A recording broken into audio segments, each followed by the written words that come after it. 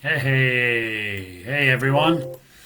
We're live. So, sorry about last month. I wasn't able to do a live last month. I had a little bit of some issues, but all good. We are. I'm going to catch up here today, and getting through this coronavirus and this vaccines and all this stuff too. Finally got vaccinated myself, so ready to come back into the world. Everyone, for people who are on live or want to see a replay, check this out, guys. Check this out. I'll give you a little shout out here. Longevity, bam. Longevity mindset. See that? So I'm part of a group called A360. It's Abundance 360. And longevity is a big thing on that, about how we're going to extend human life, plan in the longevity mindscape, and let's get there together. Stay healthy and do what you can. Let's get back to the good old exciting financial stuff.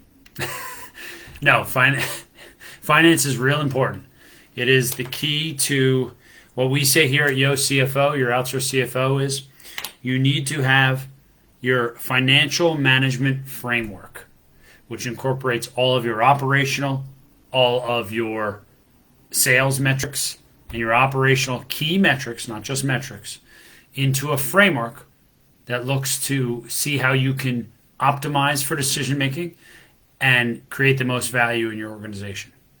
That is what we do, and that is what you need to think of as a small business owner, because just sales isn't always the answer. Value is. So, with that in mind, let's see if we can get some value for you out of answering some of these questions. So, first question today is from Morgan Katz. Morgan asks, what strategies do you use to build your network? Business background. I work with companies to help them maintain their season tickets to concerts, events, sports teams, etc. I am very active on LinkedIn and in-person networking events prior to COVID, but looking for new options to add in. I'm always looking for ways you use networking groups or associations to develop more relationships or get even more buy-in with large customers. Their elevator pitches, we fill the gaps in corporate event ticketing by helping companies manage their season and event tickets. We keep them compliant, provide trackable data while easing the process of season ticket management. Morgan, good to hear from you again. So, Morgan was on my town hall, had some great questions, and has a really interesting business concept, which I think is a big need in the SMB space. For example, I own 4 season tickets to. I own 4 season tickets to the Eagles, the Philadelphia Eagles, and I was talking to her about she could help me with that this year, managing that, because I'm certainly not going to all the games. So let me speak about that, Morgan. So. And before I get into, let me answer Morgan's question. So, what strategy you use to build your network? So, Morgan, there's sort of several strategies I've done. One, you got to build your network through giving. If you give, obviously you know this, but if you give, you got to be open to receiving. So, as well. So, I'm a big giver. Obviously, I help out Sean here on give my time here for this, but I'm definitely a big giver, and you got to be open to receiving. So, just chatting to people doesn't necessarily do it, but if there's an angle of a way that you could assist a person, doesn't mean you get them business. It could be anything. I mean, it could be, they're something in their personal life that you end up talking about you can help them with. Things like that really build good understanding. And one of the other things that I found is that it's the old 80-20 rule. I wouldn't spread your network so huge unless you're doing a sales approach, obviously, like a sales push. A major sales push, you're growing aggressively. But if you're just trying to build up some momentum with yourself and maybe one other person, you want to get that 80-20 rule. You want to get 20% of your people that will give you 80% of your business. So focus in on the people who understand your model, who can be evangelists for your model and what you're trying to do, and get you in front of the right people and really understand how to do that. That's what I found is successful. So hopefully that's helpful. And I got to talk to you because I want you to help me with those tickets. So, all right. And I want to, and just a side note here before we get to the next question, Shelly, I love your jumping in on chat. Shelly says, be careful, sales are not always the answer. Sean, I'll speak directly to that. Sales are critical, absolutely critical to get a foothold for a business. So small companies, you have to have sales, and you have to drive sales first, because that's your biggest constraint as a small company, is getting over the hump of trying to get your sales to a certain level, getting people to know you're out there, marketing to an extent, but marketing comes in concert with sales.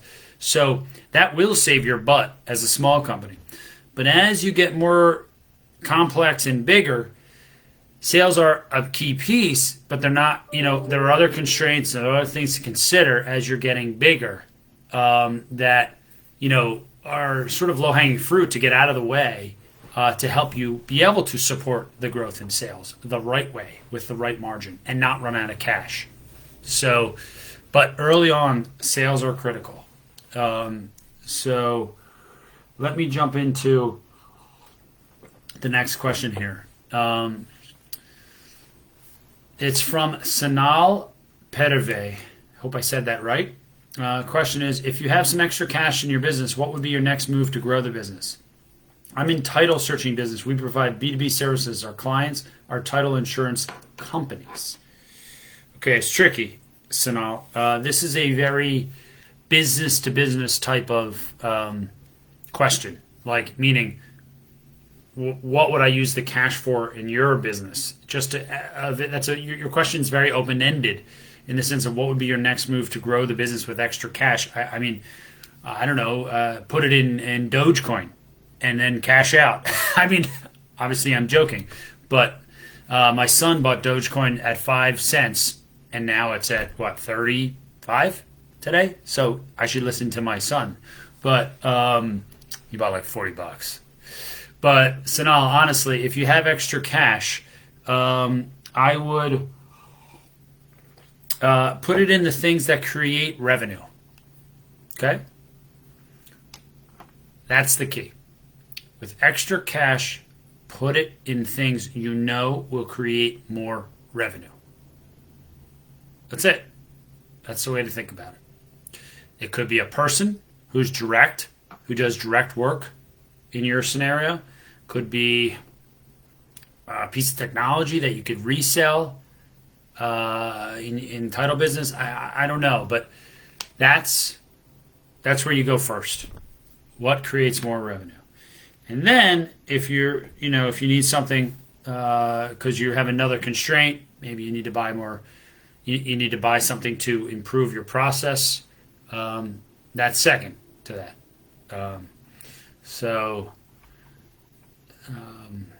Next, let's go to the next question. It's from Sam Nika. Sam says, can I register an LLC and offer different brands under it? Business description. In e-commerce, can I register an LLC, for example, X, and sell different brands like Jack and Jane under it? How do I associate them with the LLC, and does the website address matter if it's under Jack or Jane rather than X? No, it doesn't matter at all, Sam. So I'll be very, very easy with that. So, no, it doesn't matter at all. You can have an LLC and you can have a fictitious name or a DBA, doing business as name, for that business. So, for example, in my business, my company name is JJLN Consulting. That has nothing to do with anything. JJLN was Jeff, Jess, Levi, and Norman. Levi, my son, my wife, Jess, and Norman, my dog. My dog, Norman, is dead. And now I have 2 more kids. So that name no longer means anything to me, let alone to anybody out there in this world. So your outsourced CFO, which is my DBA, is obviously our business model. So I've used that as our tagging to our domain and use that as our business model. So it does not matter. And you can have several domains that you secure and tag to the same LLC from an IP, intellectual property level, and that also doesn't matter. So separate scenarios. If they're supplementary products and there's differing IP in them, meaning they're totally separate ideas, they're not at all complementary, so that the IP is very different, you might want to set up a different LLC for that if you feel you might sell off one and still maintain the other. So that would be the only time that I would do that. Or you want investors in one and not the other.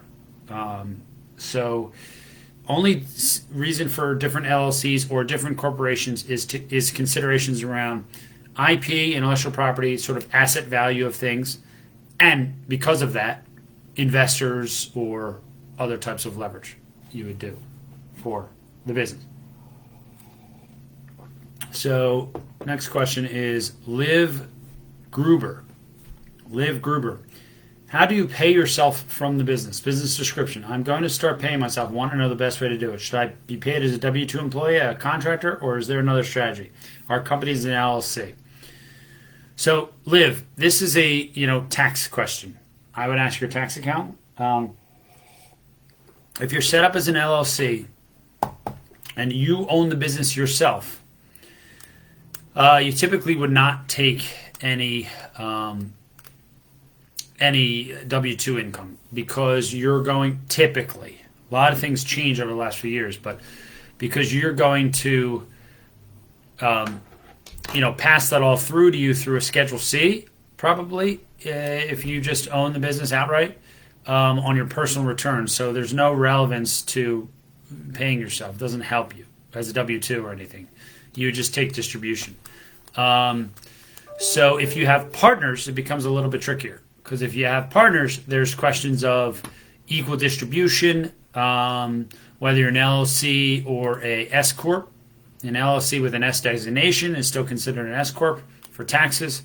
So whatever those designations are, then you have to consider distributions come out in an S Corp. You have to give percentages to your partners equal to the percentage.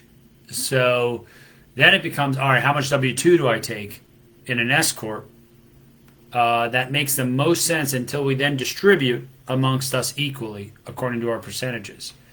So what some S corporations do, and I highly recommend you move to an S corp. Now I'm not a tax guy, but what I've heard, and so ask your tax account. What I've heard from an S corp is that you can be flexible with that, so you can get that best tax strategy, and you could say, well, I'm doing a little more, so in the business maybe I'm more of an active partner. I'll get more of a W-2. And then extra distribution will come out even split along the partnership structure. That's one way to do it. So that's how it's pretty simple. So get some advice from them. So next question is Ashley Letourneau. Ashley Letourneau. Any advice on setting prices for different services? Niches you service. Business description. I own a residential and commercial cleaning company. Residential, I charge $35 an hour plus HST. Commercial, depending on office size, I normally charge $55 an hour plus HST. Major box stores, I charge 40 cents per square foot. My friend the other day asked me to give a quote to his boss. Going in, I thought it was one store once a week. Finding out that 3 stores every day of the week. This threw my pricing out of whack. I didn't know how to charge. I already shot him a quote. Definitely think I lowball myself. Wondering how I can finalize and structure my pricing better. Well, great, Ashley. So, in the commercial cleaning, commercial is very different than residential, first off. So keep that in mind. Okay? I think you're going to, it really depends on things. Like, I would argue that,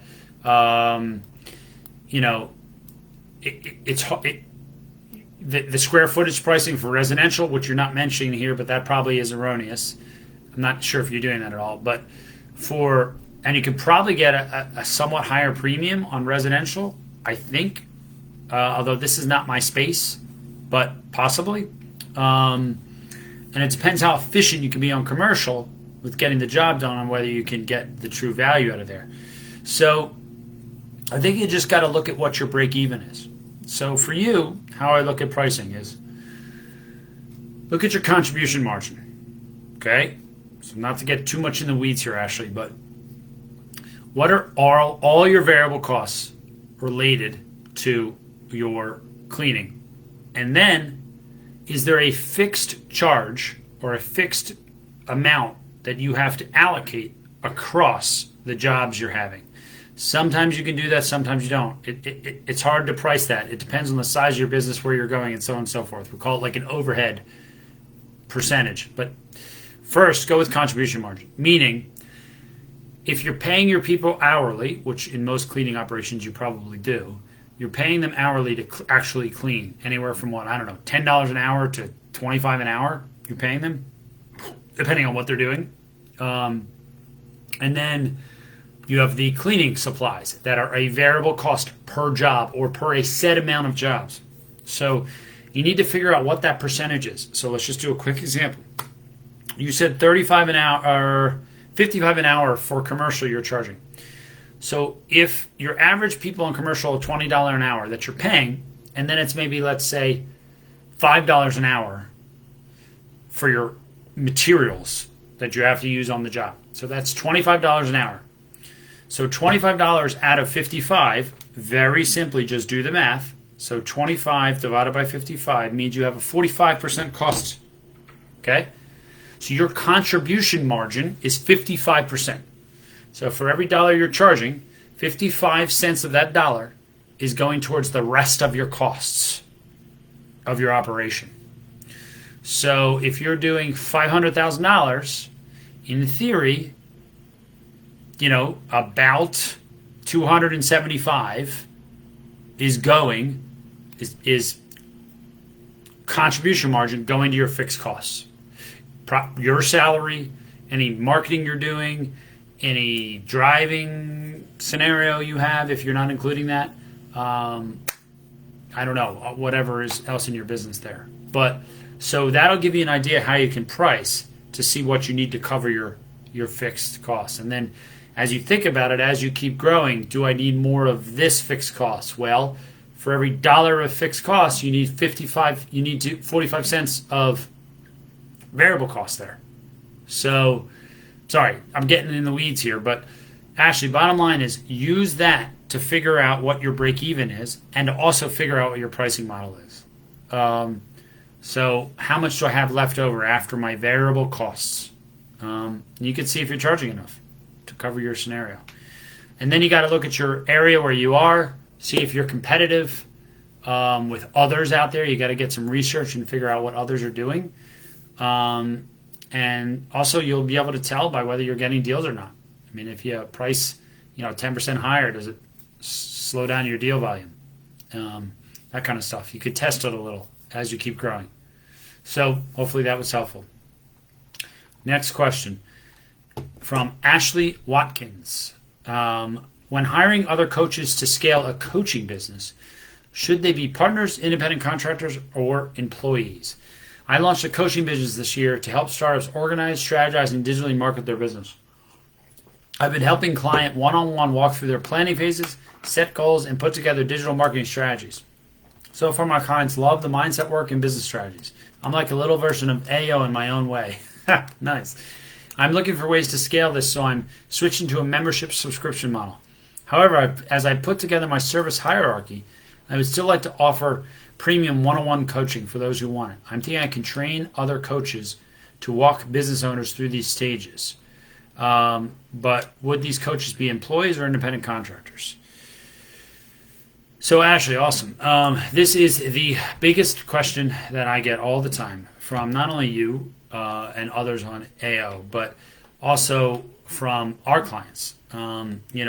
How much should we do as far as contractors, and how much should we do as far as employees? So this is very tricky. So here are the advantages and disadvantages. Advantages. Contractors only get paid when they do the work. That's great. So what does that mean? That means you have full utility of contractors. Meaning when they're working at 100%. They're not sick. They're not on vacation. They're not out because of something else. They're working. They're on the job. So it's an easy cost structure. Typically, those contractors will be a little bit more, be a little costlier than your W-2 people. So your multiplier on them, or essentially your markup, is going to be less comparatively. So you got to decide, how do I want to build the model? And you mentioned that training is important in your scenario. So subcontractors can sometimes have their own methodology, and they might not want to jump on board on your methodology, and you could have some friction with your branding there. So how important is your branding as you scale? How important is utility, meaning they're working when they're actually working? Because if you don't have enough business to feed W-2 people, then you're paying salary and it's sitting there and it is eating up your cash flow. That's another advantage of having contractors, is they're not constantly eating cash flow. It's only when jobs come in. So a disadvantage of a contractor is they're all over the place. Again, they might not agree with your branding or help your branding, or they might not agree with your training, or they might be unreliable. And the advantage with employees is you can train them how you want them. You can sort of, get them to drink the Kool-Aid. There'll be brand ambassadors for you, which helps you with marketing, helps you with upsell, helps you with general sales. So that's another advantage. The utility comes to disadvantage. Their utility, as I mentioned, the utility comes down. So they're probably doing 70%, 75, 80% utility at max, because you got to consider vacation, PTO time, which is part of PTO time. All those things, holidays, all those things come into play that decreases their utility. So it depends. What I've seen a lot of companies do, especially in your space, is a hybrid. They do both. Areas they're not as good in, they would bring in contractors for more specificity, and areas where they're very comfortable in the training aspects and it's sort of repeatable, more easily repeatable too, W-2. So I've seen a mix like that. Sorry not to be so concrete, but it isn't concrete. And so that's my thoughts. So next question. This is from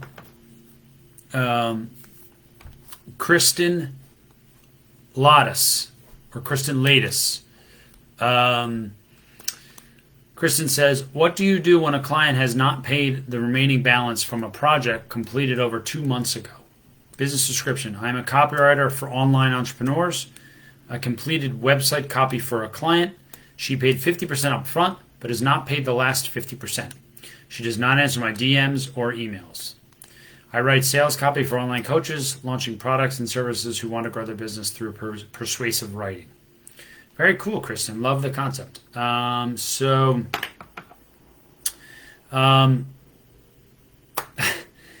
mean, there's not much you could do here. Like, if they're not responding to you, it's because, one, they don't want to pay you. They thought you didn't deliver. Two, they don't have the money. Or three, who knows? They're just are not going to pay you. So, I mean, there are collection agencies. I personally know a guy. He's a beast. He'll hound that person. He does this miraculous online stuff, and he finds these people. He finds their next of kin and their buried uncles, and he's insane, and finds everything about them and searches them down and calls them incessantly. And he's the most annoying guy on the planet. But it works because people are like, leave me alone. And you could go that route. Or you could just write it off and say, this person's not going to pay me. I don't want to go through the hassle of this, and forget about it.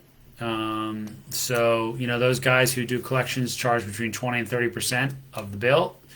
Certainly better than getting nothing. And so, choice can be made there, but like going after the person with an attorney or a lawsuit or something like that, it's just never pays. Never, never, never, never pays. I mean, unless you're talking about a, $50,000 to $100,000 loss. So that would be your one avenue. And just be cautious.